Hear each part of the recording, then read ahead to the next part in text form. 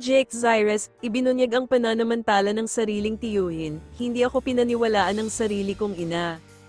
Sa isang matapang na pagsisiwalat, ibinahagi ng singer na si Jake Zyrus ang masalimuot niyang karanasan bilang biktima umano ng pang-aabuso ng kanyang sariling tiyuhin noong siya'y bata pa.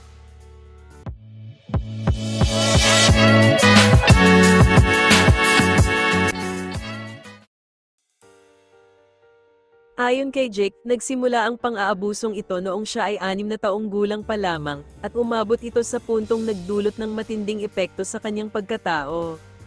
I can talk about these things now, but when I was a child, I would often find myself staring blankly into the distance, ani ni Jake, na nagpapahiwatig kung paano siya naapektuhan ng mapait na karanasan. Hindi pinaniwalaan ng sariling ina. Mas masakit pa umano para kay Jake ang hindi siya pinaniwalaan ng sariling ina, si Raquel Pempenco, nang ibahagi niya rito ang nangyari.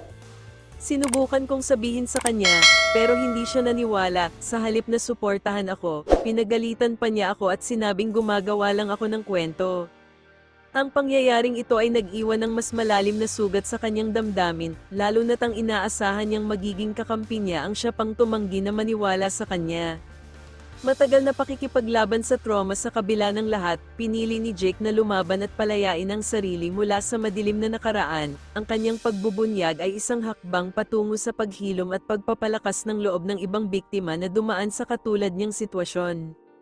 Ang kanyang kwento ay nagbigay ng inspirasyon sa maraming tao, lalo na sa mga nakaranas din ng pang-aabuso. Marami ang nagpahayag ng suporta at paghanga sa kanyang tapang na magsalita tungkol sa mapait na nakaraan. Suporta para kay Jake Zyrus sa gitna ng rebelasyong ito. Maraming netizens at mga tagahanga ang nagpaabot ng kanilang pagmamahal at suporta kay Jake. Anong masasabi niyo sa matapang na pagsisiwalat ni Jake Zyrus? Magkomento sa ibaba at ipahayag ang inyong opinyon.